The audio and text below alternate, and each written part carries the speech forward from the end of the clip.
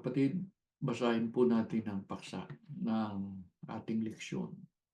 Ang pagdating ng Espiritu Santo ng araw ng Pentecostes.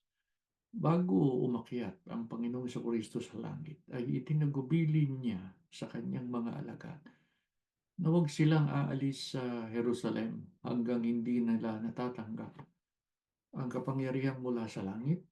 Ngayon ang Espiritu Santo na ipinangako ng Diyos. Sinabi niya sa kanila na pagdating sa kanila ng Espiritu Santo ay sasaksi sila o magpapatotoo tungkol sa Kanya sa Jerusalem, sa buong Judea at Samaria at hanggang sa kahuli-hulihang hangganan ng lupa. Dumako tayo sa unang bilang, mga kapatid. Anong nangyari nang sumapit ang araw ng Pentecostes samantalang ang mga apostol ay nagkakatipon sa isang dako? Ang sagot, biglang nagkaroon ng isang ugong mula sa langit, gaya ng isang napakalakas na hangin, at napuno nito ang bahay na kanilang kinaroroonan. Ang araw po ng Pentecostes ay mula sa wikang Griego na nangangahulugang 50. Ang araw ng Pentecostes ay tumutukoy sa ikalimampung araw ng pagdiriwang ng mga Hudyo ng pista ng mga Sanlinggo.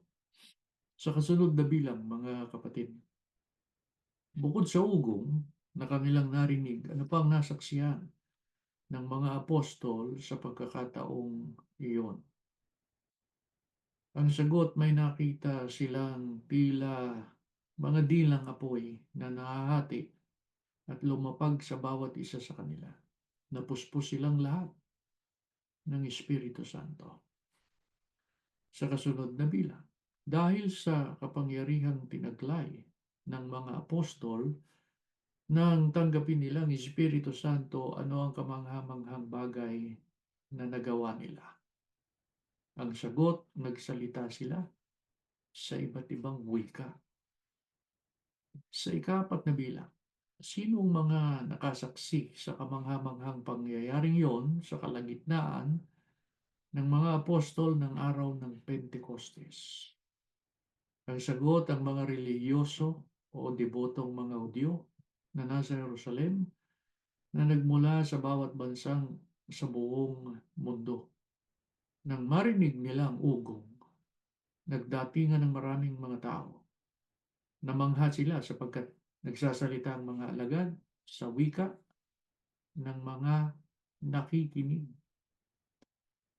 Ang mga debotong Hudyo na nasa Jerusalem sa pagkakataong yaon po ay ang mga taga-Parto, mga Medo, mga Elamita, mga naninirahan sa Mesopotamia, sa Judea, Cappadocia, sa Ponto at sa Asia.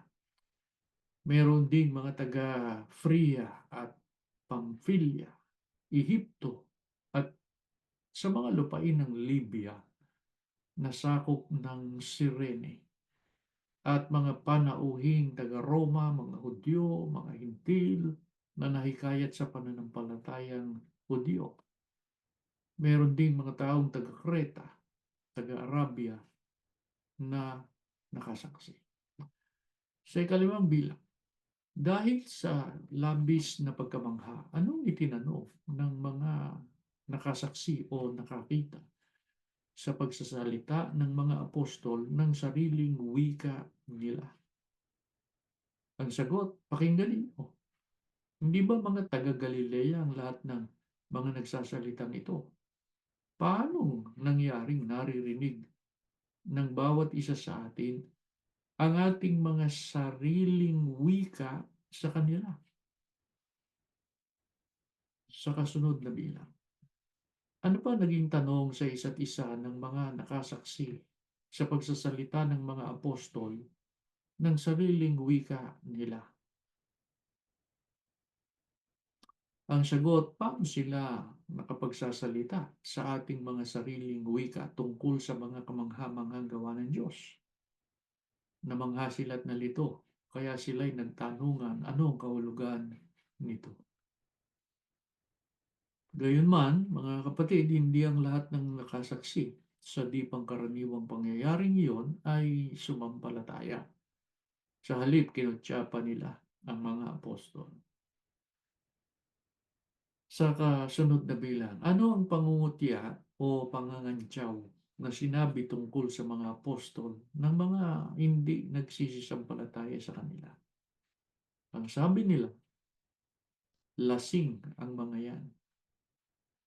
Sa ikawalong bilang, anong ginawa ni Apostol Pedro nang marinig niya ang pangungutya sa kanila ng mga taong hindi sumasampalataya sa kapangyarihang ng Diyos na nahayag sa kanila? Ang sagot, tumayo siya kasama ang 11 at nagpahayag sa malakas na tinig upang marinig ng lahat. Sa kasunod na bilang, ano ang sinabi ni Apostol Pedro sa mga nagkakatipon noon?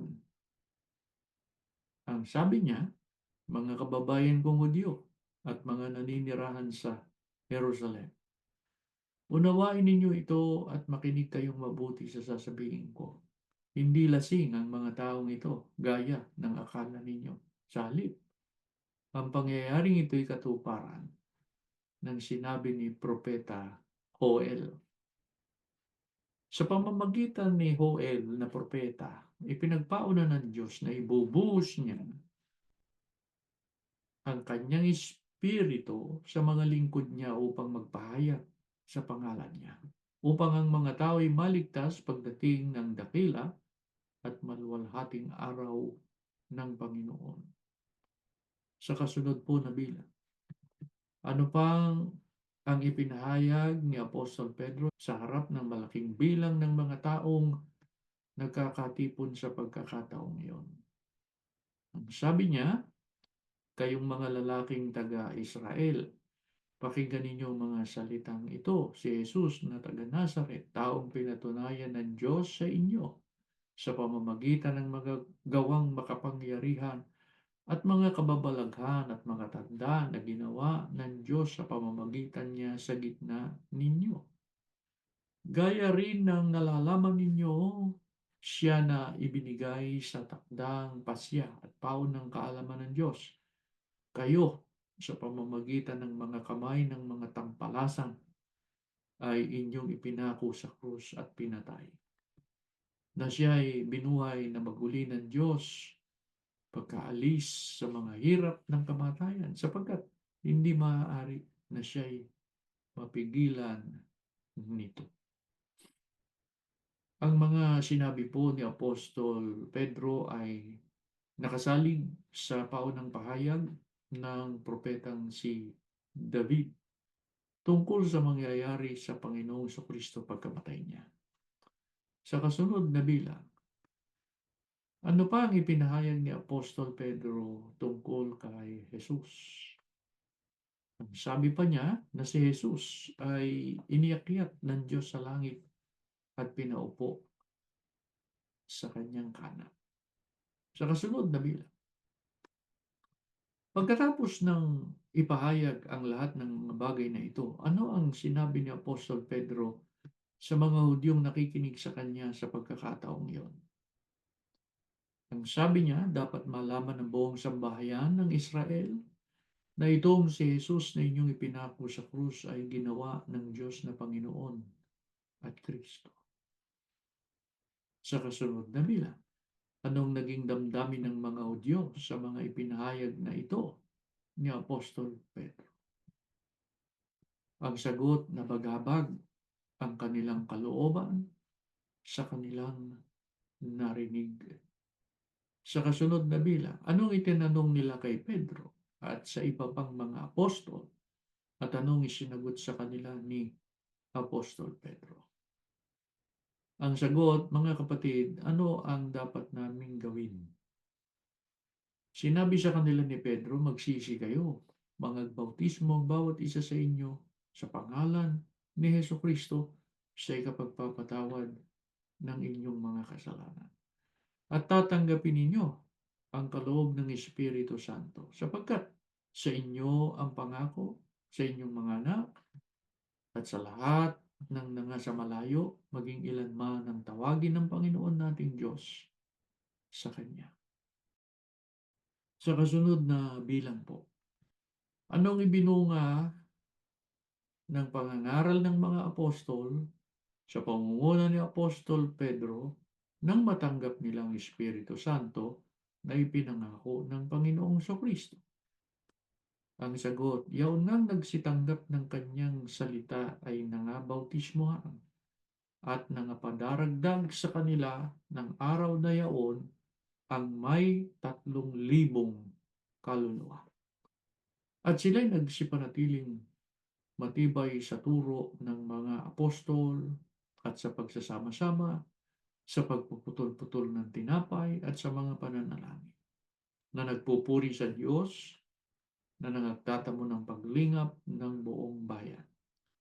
At idinaragdag ng Panginoon sa iglesia araw-araw yaong mga karapat-dapat na maligtas.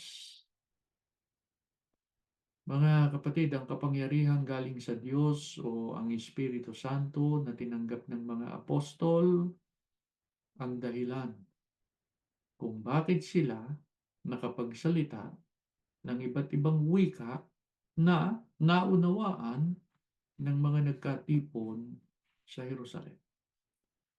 Ang marami sa kanila ay nahikayat na magsisi, bautismohan, at tumanggap ng kapatawaran ng kanilang mga kasalanan at tinanggap din nila ang Espiritu Santo. Ang lahat po ng tumanggap ng biyayang ito ay idinagdag sa iglesia sa pagkasangkapan sa mga apostol. Kung babasahin po natin ang Gawa 2:39, tiniyak ni Apostol Pedro kung sino ang tatanggap ng Espiritu Santo. Sinabi niya, sa inyong pangako, sa inyong mga anak, at sa lahat ng nasa malayo, maging ilan man ang tawagin ng Panginoon nating Diyos sa Kanya. Hindi lahat ng nagpapahayag o nag-aangkin na tumanggap ng Espiritu Santo ay tumanggap nito.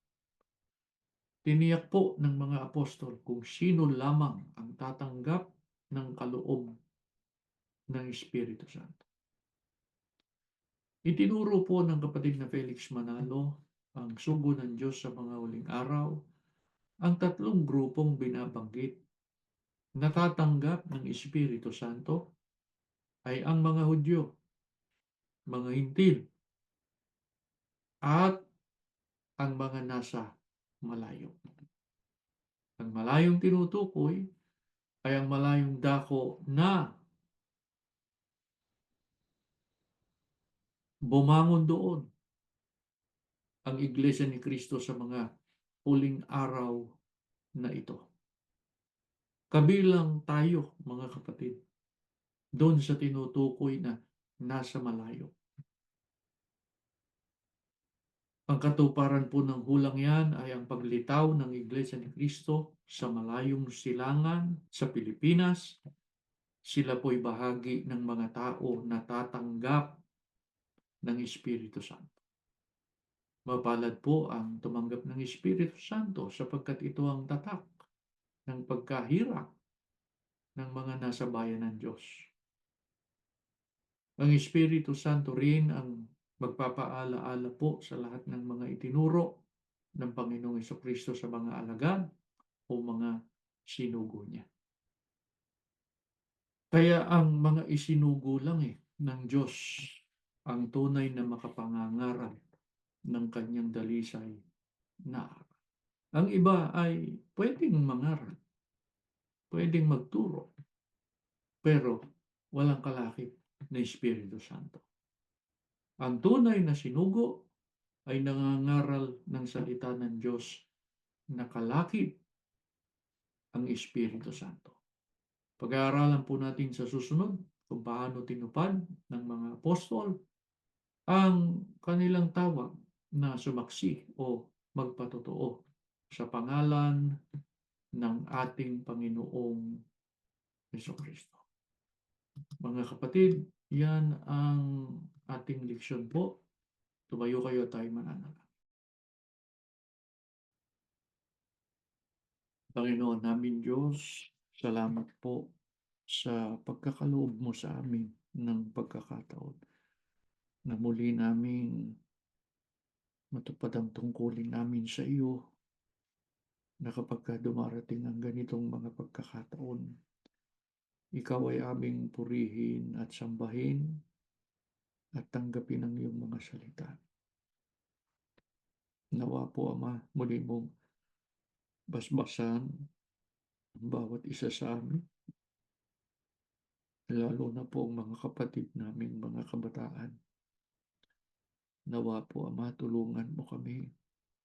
Patuloy namin silang maturuan ng iyong mga aral. Patuloy namin silang maakay sa matuwid na paglilingkod sa iyo. Nawa po, Ama, ikaw ang patuloy nilang makilala na tunay na Diyos na dapat paglingkuran. Sana, Ama, maakay namin sila na igalang lagi ang iyong mga salita. Sundin ito at pahalagahan upang matamo nilang palagi ang iyong kabutihan. Huwag mo po silang ibibigay sa kapahamakan at sa masamang sanlibutan. Nawa po patuloy silang maging ligaya ng kanilang ama't ina, ng kanilang mga magulang. Higit sa lahat, kapurihan ng iyong pangalan. Sakali po, O Diyos, na sila'y manalangin sa iyo, dinggin mo po silang palagi at nakikiusap po kami, biyaya mo sila sa kanilang magandang kapalaran sa buhay na ito.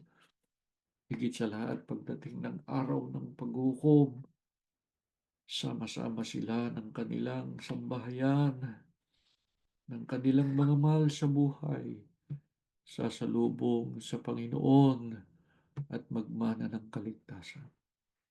Salamat po sa aming mga pagsamba. Nawa po patuloy mo itong kasangkapanin para kami magabayan, para kami mahadda ng iyong mga aral na gabay sa aming buhay.